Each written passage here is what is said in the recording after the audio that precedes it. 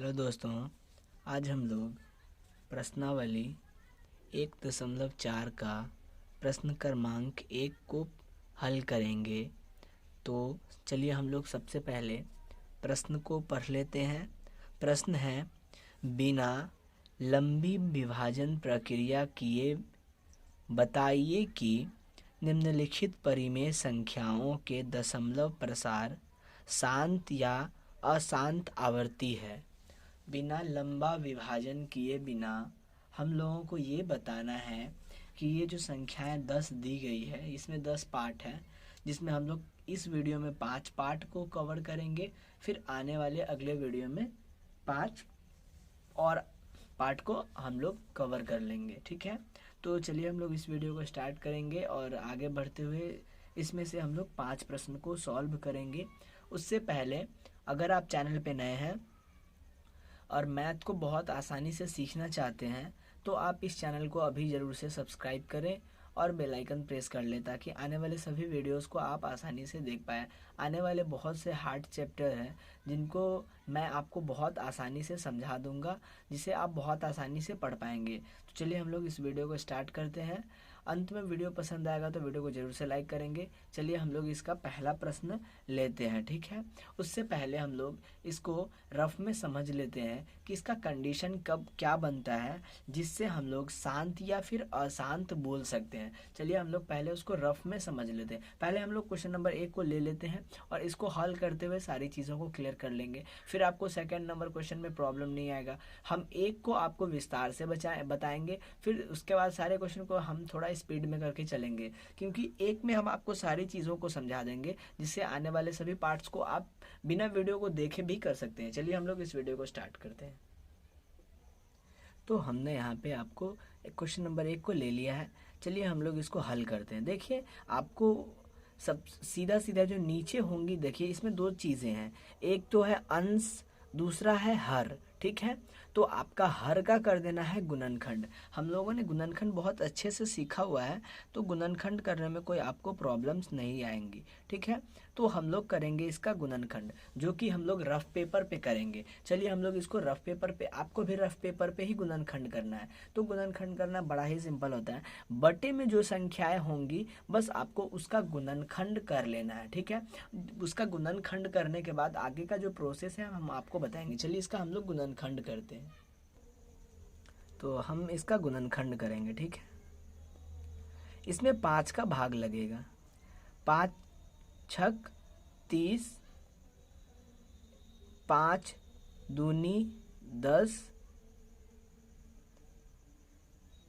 पचम 25, 625 पंचे 3125 होता है। आपको गुणनखंड करने आता होगा। ठीक है, 5 से हम लोग करेंगे तो 125 होगा। फिर हम लोग 5 से करेंगे तो 25 होगा। फिर हम लोग 5 से करेंगे तो 5 होगा। तो यहाँ पे 5 कितना बार है? 1 2 3 4 5। ठीक है, तो हम लोग इसी चीज़ को यहाँ पे नोट करेंगे। 13 जहाँ पे, वहाँ पे हम लोग लिखेंगे 13 बट्टे 3125 का हमने किया गुणनखंड, तो इसका गुणनखंड आया 5 बार 5। ठीक है, तो हम लोग लिखेंगे 5 गुने 5 गुने 5 गुने 5। ठीक है, इतना लिखने के बाद हम लोग इसको आगे बढ़ाएंगे। फिर लिखेंगे 13 बट्टे 5 का पावर कितना होगा? 5 कितना बार है? 1 2 3 4 5। तो हम लोग 5 के ऊपर में लिख देंगे, 5 तो है और ये जितना बार होगा उतना बार। ठीक है, तो अब हम लोग एक लाइन लिखेंगे, इस संख्या को p बटे, इस संख्या को p बटे 2 का पावर n गुने 5 का पावर n के रूप में लिखा जा सकता है। हमने लिखा इस संख्या को p बटे 2 का पावर n गुने 5 का पावर n के रूप में व्यक्त किया जा सकता है। अतः इसका दशमलव प्रसार शांत आवर्ती है। अब सवाल है कि ये जो हम बातें यहाँ पे लिखा है इसको आपको समझा देते हैं, फिर इसके आगे के क्वेश्चन हम लोग बहुत जल्दी में करेंगे। पहला क्वेश्चन को समझाने में बस टाइम लगेगा, उसके बाद आने वाले सभी क्वेश्चन को हम लोग बस एक एक करके सॉल्व करते हुए चले जाएंगे। देखिए हमने यहाँ पे जो लिखा है p बटे 2 का पावर n गुने 5 का पावर n, इसके कहने का क्या मतलब है, जब भी किसी भी संख्या का ये रूप हो तो वो संख्या आपका शांत दशमलव प्रसार में चला जाएगा। ठीक है, शांत, उसका दशमलव प्रसार शांत होगा। p बटे 2 का पावर n गुने 5 का पावर n।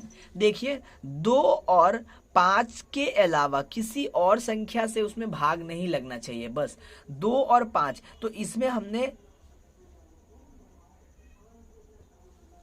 इसका हमने गुणनखंड जो किया तो गुणनखंड करने में 5 के अलावा और कोई चीज़ें नहीं आई, तो केवल 2 और या फिर 5, 2 और 5 के अलावा कुछ नहीं आना चाहिए। ऊपर में तो p रहेगा और इस 2 का अगर 2 4 बार आया तो वो 2 के ऊपर में 4 लिख देना है। 5 अगर 4 बार आया तो ये लिख देना है, बटे में ऊपर इस रूप का है तो वो शांत है।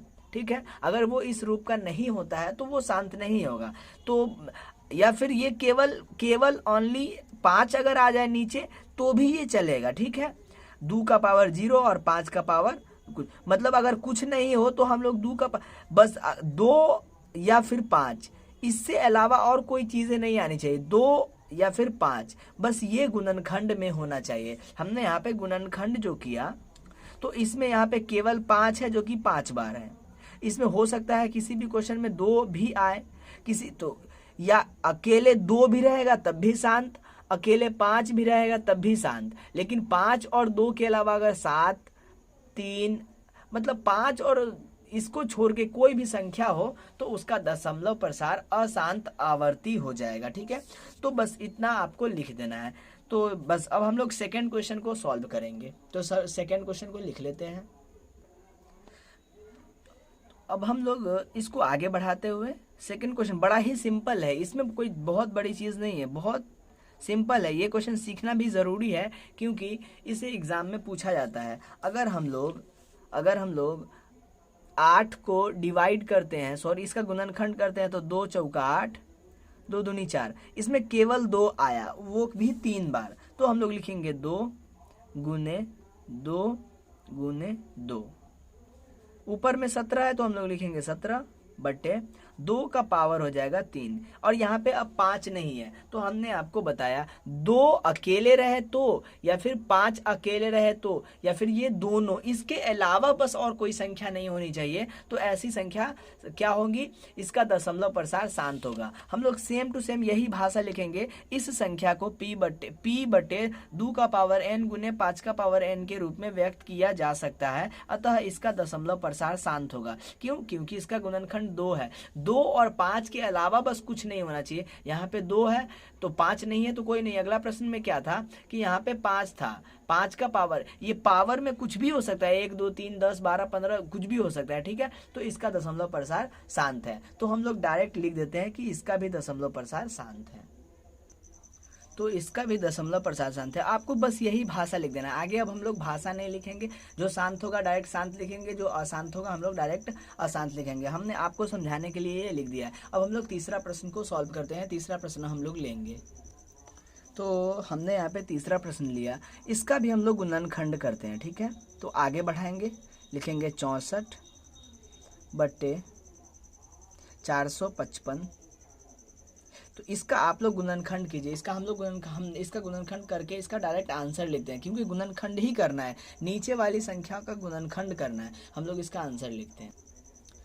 इसका हमने गुणनखंड किया तो इसका आंसर आया, वो हम लोग देख लेते हैं। उसका आंसर आया 5 गुने 7 गुने 13। ठीक है, तो सवाल है कि इसमें तो 5 है, लेकिन साथ में 13 और 7 ये भी है। शांत होने का शर्त क्या है कि वो संख्या p बटे 2 का पावर n और गुने 5 का पावर n, या फिर 2 का पावर, मतलब 2 और 5 में से कोई हो, लेकिन यहाँ पे 5 और 2 के अलावा 7 और 13 है, तो ये क्या हो गया, अशांत। तो हम लोग यहाँ पे भाषा नहीं लिखेंगे, इसका भाषा हमने पहले क्वेश्चन में लिखा हुआ है, तो वहाँ से आप लिख लेंगे कि इस संख्या को p बटे 2 का पावर n गुने 5 का पावर n के रूप में नहीं व्यक्त किया जा सकता है, अतः इसका दशमलव प्रसार अशांत होगा। हम लोग डायरेक्ट अशांत लिख देते हैं, तो इसका हमने निकाला। चलिए अब हम लोग क्वेश्चन नंबर 4 को सॉल्व करते हैं। चलिए अब हम लोग इसको सॉल्व करते हैं, बस बिल्कुल वैसे ही करना है। 15, नीचे की संख्या 1600 है, तो 1600 का हम लोग करेंगे गुणनखंड। तो 1600 का जब हम लोग गुणनखंड करते हैं तो 2 गुने 2 गुने 2 गुने 2 गुने 2, 1 2 3 4 5, 6 बार 2 आता है और 2 बार 5 आता है, ठीक है, 5 गुने 5। आप इसका गुणनखंड करके चेक कर लेंगे, क्योंकि गुणनखंड आपको बहुत अच्छे से आता होगा, ठीक है। ऊपर की संख्या क्या है, 5। आगे हम लोग इसको बढ़ाते हैं, लिखेंगे 15 बटे 2, 6 बार है तो लिखेंगे 2 का पावर 6 गुने 5, 2 बार है तो हम लिखेंगे 5 का पावर 2। अब यहाँ पे आप लोग देखेंगे कि तो ये चीज क्या है कि p बटे 2 का पावर n, देखिए n के जगह पे नंबर ऑफ क्या है, गुणनखंड, यानी उसमें गुणनखंड का जो संख्याएं हैं वो कितनी है, वो है, और 5, तो ये इस रूप का है, ठीक है। तो ये इस रूप का है, तो ये इसका दशमलव प्रसार क्या होगा, शांत। तो हम लोग लिख देंगे इसका दशमलव प्रसार शांत है। अब क्यों है, तो हमने बस इसको समझा हुआ है, हमने आपको पहले प्रश्न में अच्छे से समझाया है, क्योंकि अब बार बार हर सभी प्रश्नों में समझाएंगे तो वीडियो का रेंज बढ़ जाएगा, टाइमिंग बढ़ जाएगा, इसीलिए आपको बस अपने से लिख लेना है। तो या फिर आप डायरेक्ट इसको, ये ऐसे भी ऑब्जेक्टिव में पूछता है, आपको बस ये याद होना चाहिए कि ऐसा होगा तो शांत, अगर ऐसा नहीं होगा तो अशांत। ऐसा, और अगर केवल यहाँ पे 2 भी रहे तब भी शांत, और केवल 5 रहे तब भी शांत, 2 और 5 के अलावा कोई और चीज रहे तो अशांत। तो हम लोग लिखेंगे इसका दशमलव प्रसार शांत है। हमने यहाँ पे क्वेश्चन नंबर 5 ले लिया है, इसको हम लोग सॉल्व करेंगे। चलिए यहाँ पे 343 है, इसका गुणनखंड करने में बहुत सारे लोगों को दिक्कत आती है, इसीलिए हम इस प्रश्न का गुणनखंड खुद से करेंगे। तो चलिए इसको किस प्रकार से करना है, देखिए यहाँ पे 343 है, तो इसमें आप सबसे पहला गुणनखंड जो है वो किस अंक का कर सकते हैं वो हम आपको बताते हैं। तो इसमें आप 7 का भाग कर सकते हैं, ठीक है। तो हम लोग 7 का भाग करते हैं, तो देखिए हम लोग पहले लेंगे 34 को, तो 34 में हम लोग 7 का भाग करेंगे तो 7 चौका 28 हो सकता है, ठीक है। 28 जब हो गया तो 34 में से 28 घटेगा तो बचेगा 6, अगर 6 के बाद ये 3 उतरेगा तो 63 हो जाएगा, तो 7 9 63, ठीक है। आपको विभाजन नहीं आता है तो आप अगर कमेंट करेंगे तो हम उसके ऊपर एक वीडियो बना देंगे, ठीक है। उसका यहाँ पे 49 है तो 7 7 होगा 49, तो हम लोग इसको क्या लिख सकते हैं, 29 बटे 7 कितना बार है, तो 3 बार है, तो हम लोग डायरेक्टली लिख देते हैं 7 3 बार। अब ये क्या इस रूप का है, p बटे 2 का पावर n गुने 5 का पावर n, तो आंसर है नहीं, तो हम लोग लिख देंगे ये इस रूप का नहीं है, तो हम लोग डायरेक्ट लिख देंगे यह अशांत आवर्ती है, ठीक है। आपने अच्छे से समझा हुआ है कि शांत कब होता है और अशांत कब होता है, अशांत आवर्ती है। अब हम लोग अगले वीडियो में जो बचे हुए 5 पार्ट हैं उनको सॉल्व करेंगे। अगर वीडियो पसंद आया हो तो वीडियो को जरूर से लाइक करें, चैनल पे नए हैं तो चैनल को कर ले सब्सक्राइब, अपने दोस्तों में भी शेयर करें और एक कमेंट भी करें। मिलते हैं अगले वीडियो में, तब तक के लिए धन्यवाद।